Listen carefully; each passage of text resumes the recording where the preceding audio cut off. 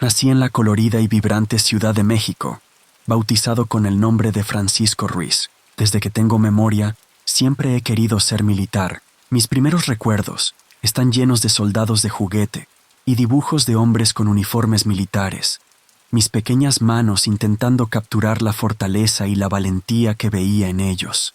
Crecí en una familia amorosa y unida, que siempre apoyó mis sueños. Mis padres, ambos maestros, me inculcaron la importancia del compromiso, la disciplina y la dedicación.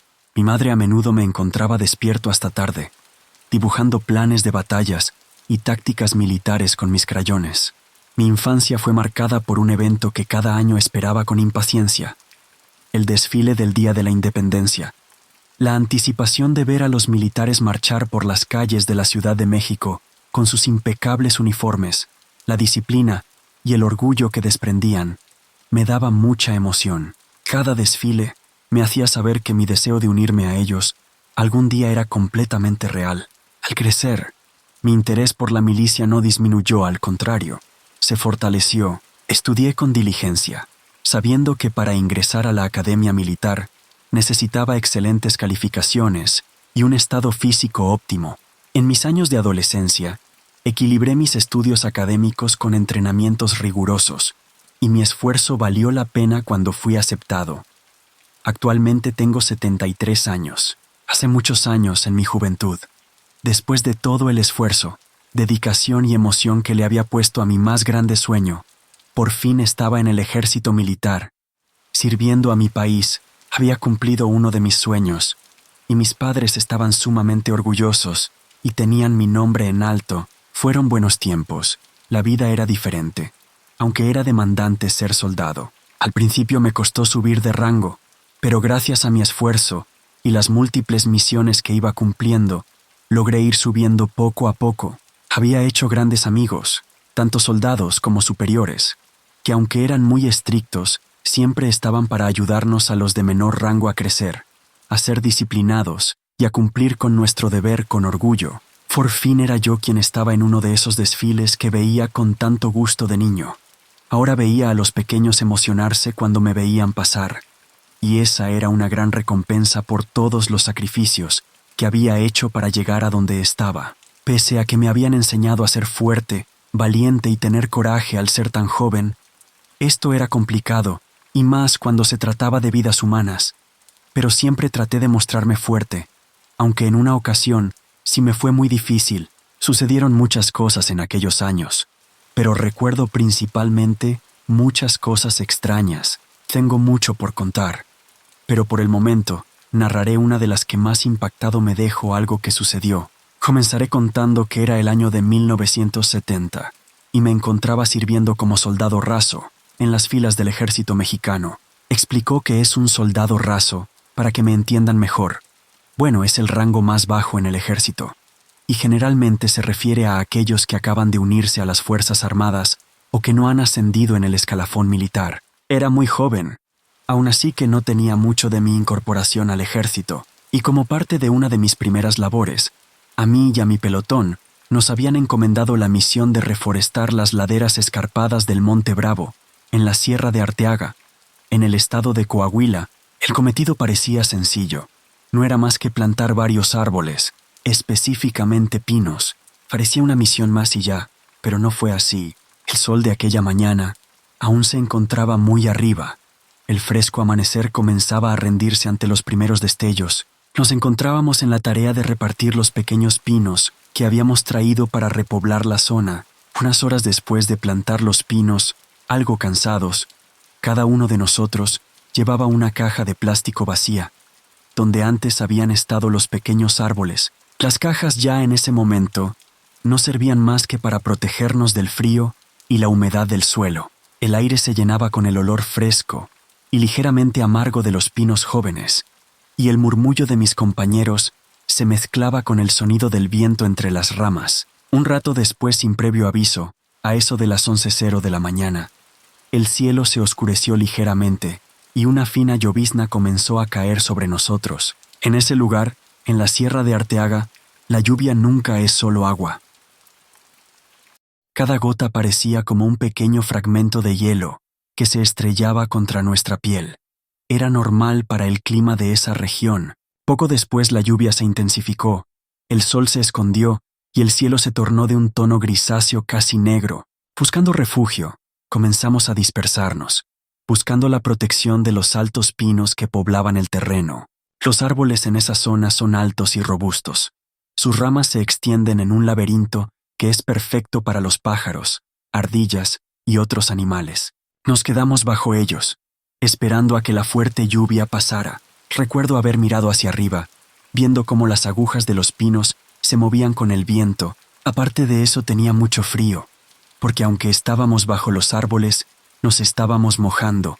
Yo me encontraba junto a mi cabo, un hombre llamado Jorge Castillo.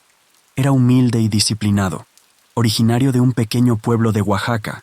Sin embargo, algo en mi interior me impulsó a buscar refugio en otro lugar. Era una sensación como de mal presentimiento. Le dije a mi cabo que buscaría otro árbol para cubrirme. No hubo palabras entre nosotros, solo un asentimiento antes de que me alejara. Aquel acto, que parecía tan simple en aquel momento, se convirtió en algo que salvó mi vida. Distanciándome de mi cabo, me dirigí hacia un árbol de pino solitario que se encontraba a unos 30 o 40 metros de distancia. Aunque la lluvia caía con mayor intensidad, sentía un extraño sentido de calma mientras me adentraba en la espesura. El suelo estaba cubierto de una capa espesa de hierba mojada. Cada paso que daba era seguido por el sonido crujiente de la vegetación bajo mis botas. Fue en ese momento, justo cuando me encontraba a medio camino entre el primer árbol en el que me refugié y el nuevo, cuando el mundo entero pareció detenerse. Un estruendo ensordecedor resonó en el aire, un ruido tan fuerte que parecía venir de todas las direcciones a la vez. El impacto de la onda de choque me lanzó al suelo. Aterricé entre la hierba, mi cuerpo entumecido por la sorpresa y el miedo. El grito de mis compañeros llenó el aire, mezclándose con el eco del trueno. Todos estábamos tirados en el suelo, aturdidos y asustados. Estaban pidiendo ayuda, gritando que un rayo había caído. En medio de la confusión, la realidad de lo sucedido comenzó a aclararse. El rayo no nos había golpeado a todos, sino que había impactado en el árbol donde mi cabo se había quedado. El árbol del que me había movido. Aterrorizado, intenté levantarme y correr hacia él, pero varios de mis compañeros me sujetaron. Me dijeron que no fuera, porque habían escuchado que donde cae un rayo, vuelve a caer otro, pero las palabras parecían distantes y borrosas, ahogadas por el latir ensordecedor de mi corazón en mis oídos. Mi mente estaba fija en mi cabo, en el hombre que había quedado solo bajo el árbol donde yo debía haber estado. Las lágrimas se mezclaban con la llovizna en mi rostro, mientras luchaba por liberarme de las manos que me retenían, pero por más que luchaba, no podía moverme. Cada grito, cada sollozo era un reflejo de la impotencia que sentía. La tristeza me inundaba como una marea, golpeándome con la realidad de lo sucedido. Mi cabo, un hombre humilde y disciplinado, había sido golpeado por un rayo a plena luz del día. Los otros soldados me miraban con asombro y confusión. Me preguntaban que cómo era posible que estuviera ahí, si me habían visto en el mismo árbol que el cabo Jorge. La simpleza de su pregunta solo servía para acentuar la complejidad de mi dolor. Les respondí entre sollozos que no sabía qué me había hecho cambiar de opinión, pero que lamentaba haberlo dejado bajo ese árbol. Algunos de ellos me dijeron que gracias a Dios me había quitado a tiempo, si no ya no estaría para contarlo. En aquel momento, la lluvia pareció cesar, dejando solo el sonido de mis sollozos y el murmullo de mis compañeros. Mi corazón estaba roto. Mis pensamientos eran un enorme remolino de confusión y remordimiento. Me acerqué a pesar de los gritos de mis compañeros y revisé su pulso para ver si aún tenía signos de vida, y les grité que aún seguía con vida. Su corazón aún latía. En ese momento crucial, enfrenté una decisión de vida o muerte, pues sabía que la vida de mi cabo estaba en mis manos, ya que ninguno de los otros militares quería acercarse. Mis instintos me guiaron hacia la valentía que te enseñan en la escuela militar. Dejando a un lado las advertencias de los soldados que me rodeaban, con un corazón acelerado y manos temblorosas, me acerqué al cabo Jorge, cuyo rostro estaba cubierto de hollín. Agachándome junto a él, ignoré el agudo olor a humo y las señales de peligro, y comencé a administrarle respiración artificial.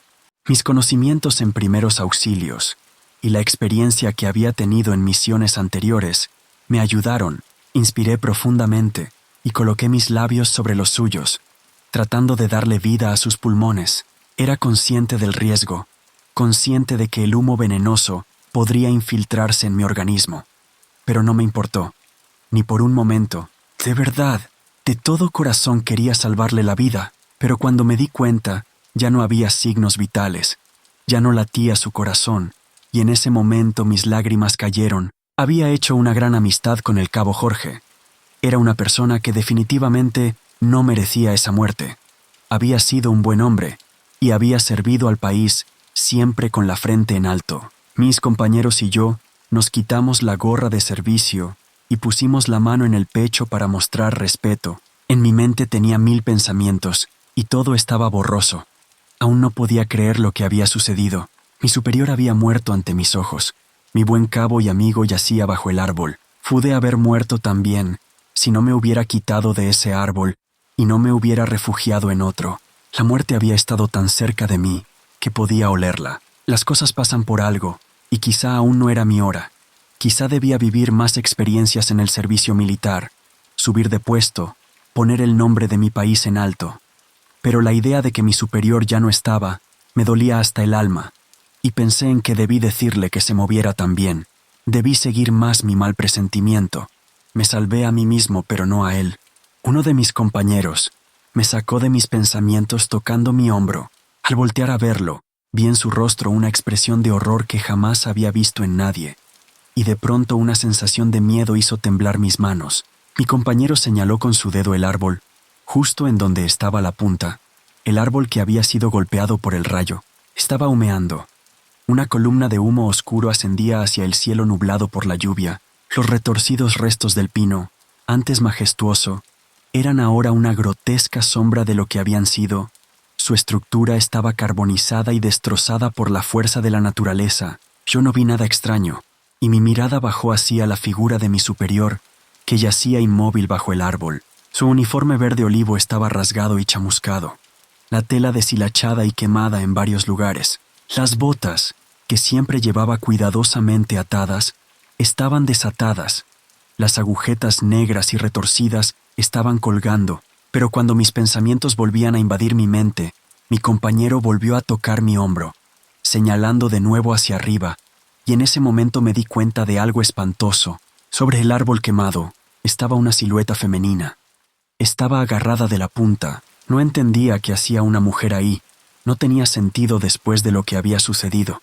Miré más detenidamente y mis compañeros también, sin decir ni una sola palabra, y entonces vi que aquella mujer estaba sonriendo, y que aunque cuando la vi por primera vez parecía la silueta de una mujer joven, en ese momento era como si estuviera viendo la figura de una anciana. Uno de mis compañeros dijo que era una bruja, pero yo le dije que no dijera tonterías, que esas cosas no existían, pero había un algo desagradable en esa escena.